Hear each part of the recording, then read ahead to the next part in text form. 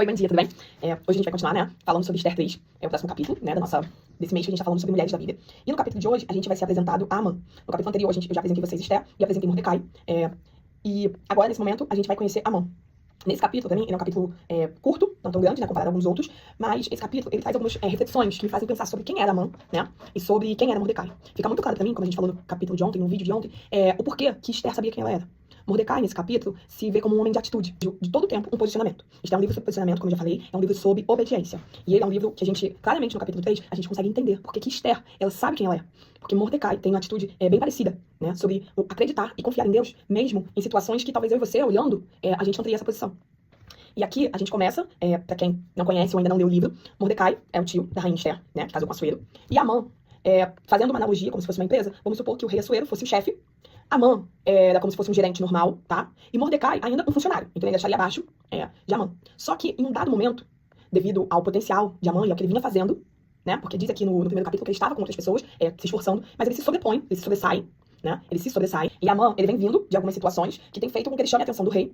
E nisso que ele chama a atenção do rei, o rei promove ele, né? Eleva ele pra um cargo, né, acima de todo mundo, e ele só é abaixo do rei. Se torna um homem de confiança, né? O braço direito do rei Assuero. E nisso, aqui, a gente vê, pra mim, ficou assim, muito claro, que Amã não percebeu, tá? O rei, ele exaltou Amã, e aí ele deu uma ordem. E a ordem era que todos os servos deveriam se inclinar e se prostrar na presença de Amã. Então, quando Amã passasse, você tinha que se prostrar e se inclinar, né? Fazer uma reverência, né, pra ele, criança dele. E aqui, nesse capítulo, não me mostra que Amã percebeu isso. Amã não percebeu que Mordecai não tinha essa atitude. Não diz que Amã viu. E Amã viu que Mordecai não fazia isso. Não, não diz isso. Diz que havia outros funcionários na porta do rei. E que esses funcionários perceberam que Mordecai não seguia a ordem do rei. Ele não se prestava. E durante alguns dias, o pessoal ficava ali, cara, o que você vai achar, cara? Bora, você não tá obedecendo o rei. O que é isso? Você não tá prestando atenção? E Mordecai, durante um tempo, foi fazendo aquele jeitinho da gente, tipo assim, não sei do que você tá falando, isso não é comigo, não sei o que tá acontecendo. E continuou com aquela atitude, né? Até que chegou um certo momento que Mordecai chegou e falou assim, olha, eu sou judeu.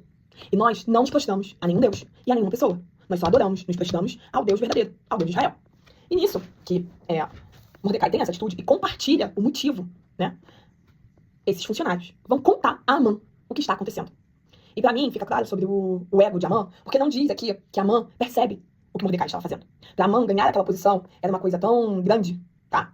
E não acredito que Mordecai estava bem assim, ele não estava se escondendo, não vou dizer isso, ele não estava se escondendo. Mas também não estava fazendo de forma, talvez, descaradamente, pra que Amã visse isso. E não porque ele não quisesse que Amã soubesse, mas porque eu não acho que ele era um funcionário do rei tão grande, né, numa posição tão grande, pra que Amã, de fato, desse importância pra ele. E Amã estava se importando tanto consigo mesmo e com o que ele tinha conquistado, que de fato duvido que ele estivesse olhando tanto pros lados. Porque aqui diz exatamente que os funcionários do rei compartilharam com Amã que Mordecai não estava cumprindo uma ordem do rei. E aí, isso aqui me pegou de uma forma que me fez pensar com quem será que eu estou andando? Porque aqui me faz perceber que às vezes a gente tá com algumas pessoas ao nosso redor que ficam dando toques na gente, que talvez Mordecai, por algum momento, pode ter levado assim, como eu e vocês às vezes levamos, que é um toque de amizade. A pessoa tá tentando ser legal com você, porque pensa comigo. Você tá desobedecendo uma ordem real. Você está descumprindo uma vontade do rei. E eu me coloco nesse lugar e penso assim, será que eu não daria uma baixadinha? Disfarçadamente? Nem que fosse, assim, fingindo que deu uma baixadinha? Será que eu não daria uma baixadinha pra poder disfarçar e fingir que eu tava cumprindo a ordem? Será que eu teria coragem de talvez, eu não vou dizer desafiar, porque ele não estava fazendo de forma pra desagradar o rei. Ele estava fazendo porque ele acreditava no que ele vivia, no que ele lia, no que foi pregado pra ele. E aí, isso me fez pensar que às vezes a gente tem pessoas ao nosso redor que a gente acha que tá querendo o nosso bem. E na verdade, elas não querem. Porque aqui no capítulo diz que os funcionários vão falar com Amã pra ver se Mordecai continuaria tendo a mesma atitude. Ou seja, a verdade, do meu ponto de vista, eu não quero me agachar, eu não quero me curvar, eu não concordo com a decisão do rei, mas como eu tenho medo e não quero me posicionar, eu vou compartilhar sobre o coleguinha, sobre o que o coleguinha tá fazendo.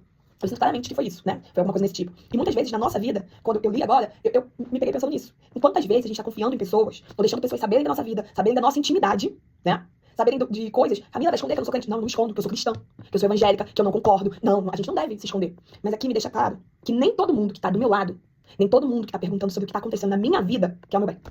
Porque aqui eles perguntam e levam a Amã pra saber qual vai ser agora a atitude de Mordecai. Esperando que o quê? Que agora, que Amã tá sabendo, Mordecai vai ficar com medo e vai obedecer o decreto do rei. Contam pra Amã. E aí dizem que quando Amã vê que Mordecai realmente não se inclinava, nem se prostrava diante dele, ele encheu-se de furor. E sabe por que ele se encheu de furor? Novamente, pelo ego.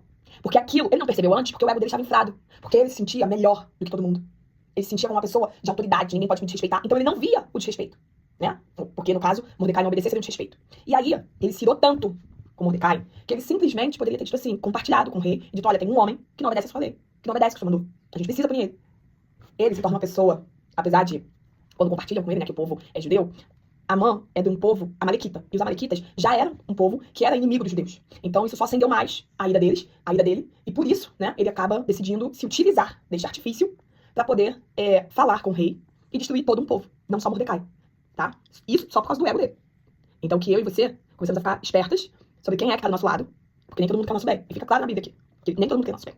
E aí, seguindo o capítulo, a gente vê Amã indo até o rei. E quando Amã chega para falar com o rei, Amã não diz sobre quem é. Amã não diz sobre o que foi, tá? Eu apenas me tornei o braço direito do rei. Eu venho derrotando os inimigos do rei. E agora eu chego pra ele e apresento uma solução de um problema. Que o rei, por estar sentado no trono, só no palácio, não estava sabendo. E essa solução, eu não digo sobre quem é. Eu só chego pro rei e digo assim, rei, existe um povo que não te obedece, que não cumpre as suas regras. Um povo ruim. E muitas vezes, a gente vê, né, pessoas falando de outras, falando só o negativo, falando só uma parte da história. Eu sempre digo aqui em casa que toda verdade tem 3 lados. O meu, o seu e o que de fato aconteceu. Porque quando alguma coisa acontece, quando há uma discussão, quando há um desentendimento, ao que você entendeu sobre aquilo, ao que eu entendi sobre aquilo, e ao que de fato aconteceu. Por quê, Camila? O que você entendeu e o que eu entendi. Simples. Porque às vezes você entendeu, levou uma coisa mal, porque você estava tendo um dia mal. E eu posso levar bem, porque eu falei, não vou. E de fato, o que pode ter acontecido eu falei de forma ríspida ou grosseira e achei que falei de boa. E você ficou chateado porque eu fui direto demais. E às vezes a coisa nem era tudo aquilo. É só a forma de se falar. E aqui fica muito claro isso. Que Amã se utilizou de uma estratégia de fala para poder conseguir convencer o rei de que o povo era um povo que ia contra o que o rei Assuero queria. Que ele não obedecia ao rei. E ele não só prometeu matar o povo, exterminar o povo, como ele prometeu ainda enriquecer mais o rei. Só que ele vendeu o peixe tão bem pro rei que o rei disse assim, não, eu não quero dinheiro. Se você tá me prometendo conseguir exterminar um povo que atrapalha o meu reinado, eu fico muito feliz. Pode acabar com o povo, não precisa de dinheiro. Pode só fazer como você diz. E o rei confia nele. Entrega pra ele seu anel. E Amã faz um decreto. E ele não decide só acabar com os judeus em Suzã. Como eu falei no vídeo passado, Xerxes, ele era um rei que tinha muitas províncias, muitos povos. Ele era um rei muito conhecido. E por esse motivo, Amã decide fazer um decreto para todo o povo. Para todas as províncias. Todo mundo tem que saber que ele escolheu uma data, que ele escolheu uma hora, um dia, para que os judeus fossem exterminados. Para que não houvesse mais judeus nas províncias. E com a autorização do rei. E aí, o ponto principal desse capítulo, depois de tudo isso, que pra mim tem 2 coisas principais nesse capítulo.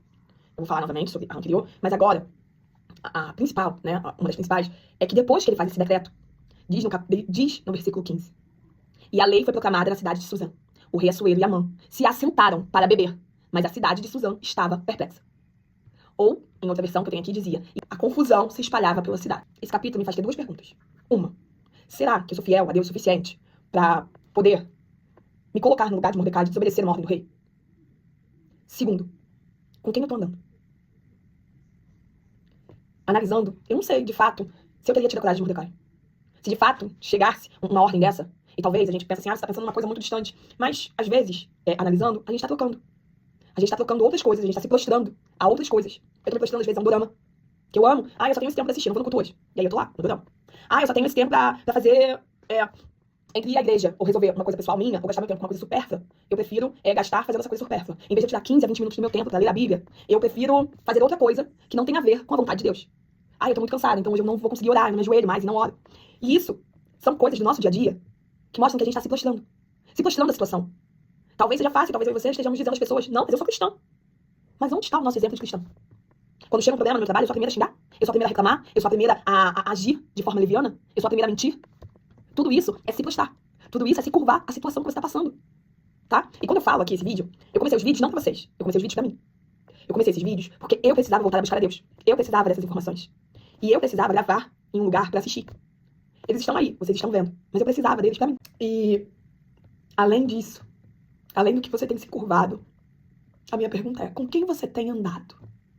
Será que as pessoas com quem você tem andado, elas querem o seu bem? Elas querem de fato?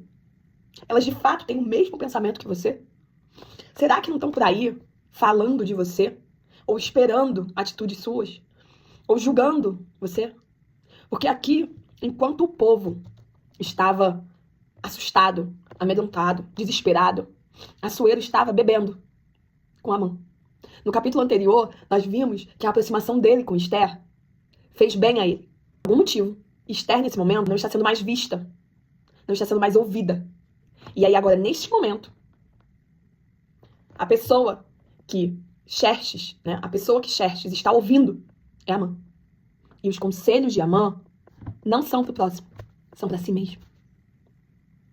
Será que eu e você também não estamos pensando mais em nós mesmos do que no outro? Será que a pessoa com quem você está andando, ela tá pensando no outro? Ou ela tá pensando só nela mesma e no que ela quer? E eu te digo uma coisa, uma pessoa que só pensa em si mesmo, ela só pensa em si mesmo. Não importa se você é amigo, não existe amigo. Ela só pensa nela. E no momento que você não fizer mais o que ela acha ser interessante pra ela, você também não servirá mais. Então, hoje, como uma mulher de Deus, sai desse grupo da fofoca. Se é fofoca, se é só pra falar mal dos outros, isso não é ser uma mulher de Deus. Se é só pra discriminar as pessoas, se é só pra julgar, não apoiar, não ter empatia, não foi pra isso que Deus chamou. Deus chamou pra ser uma mulher diferente. Uma mulher que por onde passa as pessoas olham e falam assim, ali vai uma mulher de Deus. Ali vai uma mulher que a gente vê a presença do Espírito na vida dela. É alguém que não vai te julgar, alguém que vai te acolher, alguém que vai te tranquilizar, alguém que vai orar por você. Não cabe a mim, às vezes não cabe a você converter ninguém. Mas cabe a mim e você falar do amor de Deus. Então hoje saia do lugar que não te cabe mais. Porque esse lugar aí não te cabe. Não ande com quem não deve, tá? Se é uma pessoa que não te ajuda, não é uma pessoa que te traz paz, é uma pessoa que só vive em confusão, não é pra você. Ai, Camila, mas eu tenho que falar do amor de Deus. Fala do amor de Deus. Fala do amor de Deus. Mas não fala da tua vida. Tenha um bom dia. Tchau, tchau.